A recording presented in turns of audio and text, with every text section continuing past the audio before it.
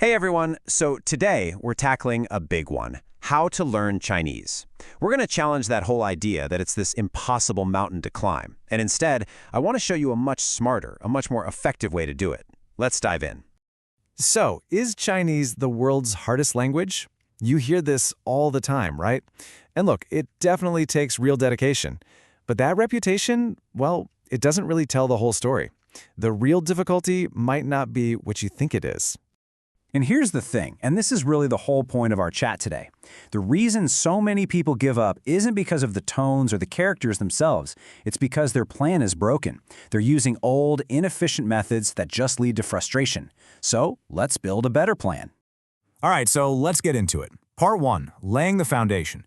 Think of this as the concrete you pour before you even think about putting up walls. Getting these two things right at the very beginning, it changes everything.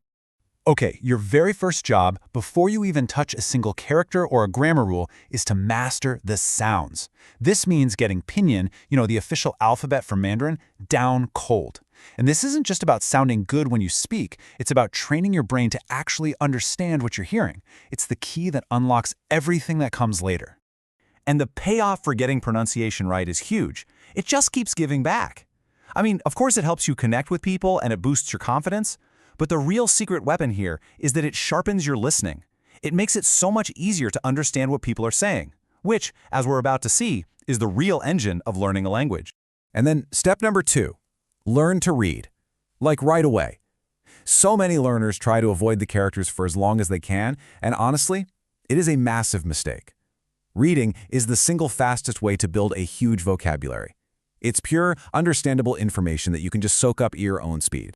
Okay, so we've got our foundation, solid pronunciation, and learning to read. But why? Why those two things specifically?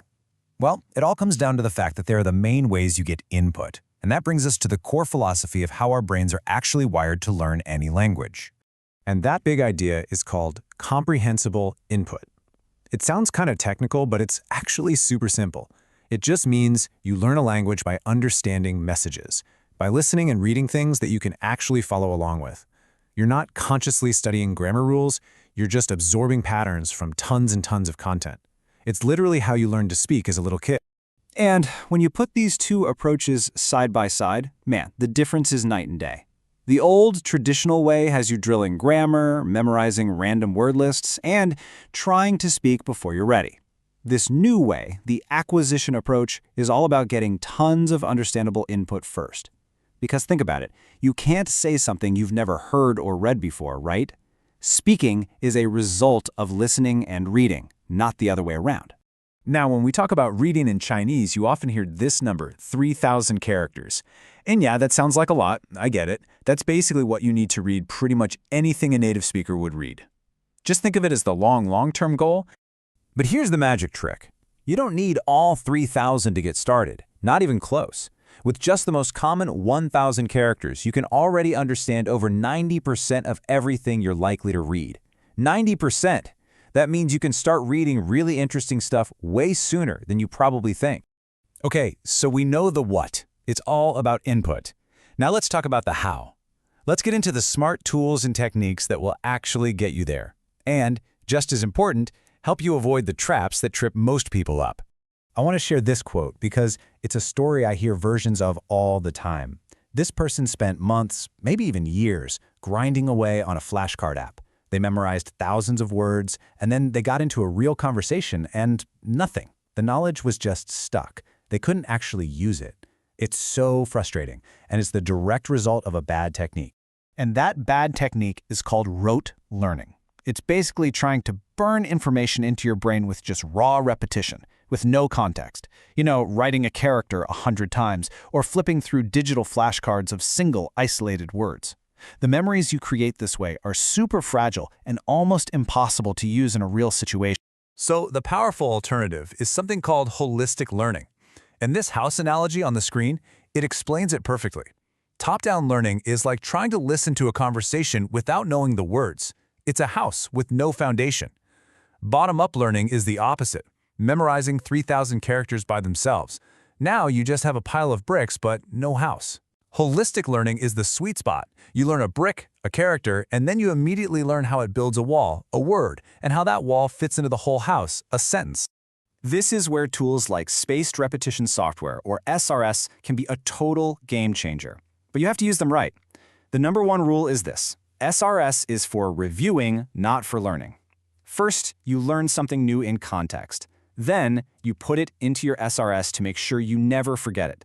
And for the magic to work, you absolutely have to do your reviews every single day. No exceptions. Another amazing technique, and this one you can do all by yourself, is called shadowing. It's so simple. You just play some audio from a native speaker and you try to repeat what they're saying at the same time, like a shadow. It's an incredible workout for your mouth and your ears, and it really bridges that gap between understanding the language and actually speaking it smoothly.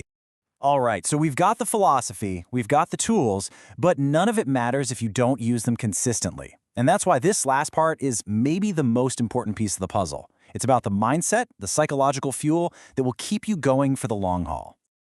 This quote from James Clear says it all. It's about the incredible power of tiny gains.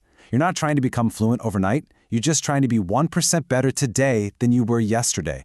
The mantra is just never have a zero day. Even doing one flashcard is infinitely better than doing nothing at all. And here's a little mental trick to make that consistency almost automatic. It's about shifting your focus from goals to identity. So instead of saying, my goal is to learn Chinese, you start telling yourself, I am a Chinese learner. See the difference? A goal is something you reach, and then you're done. Your motivation can disappear. An identity is just who you are. The motivation comes from just acting like yourself. And this is how that identity gets built, bit by bit. Every single time you sit down to study, every character you look up, every sentence you listen to, you are casting a vote for being a Chinese learner. And when you cast enough of those votes, it just becomes true. It stops feeling like a chore, and it just feels like what you do. And finally, you have to remember that this whole thing is a journey, not a race. You will never, ever be done learning. The moment you get to the top of one mountain, you'll just see another, more interesting one off in the distance. The finish line is always moving. So the only way to win is to fall in love with the process of climbing. The journey is the reward. So let's end with this question. Don't worry about the entire staircase. Just think about the very first step. What is one small, tiny thing, one vote that you can do right now to become the person you want to be? Maybe it's listening to 30 seconds of a podcast. Maybe it's learning one new character. Whatever it is, go cast that vote. Thanks for watching.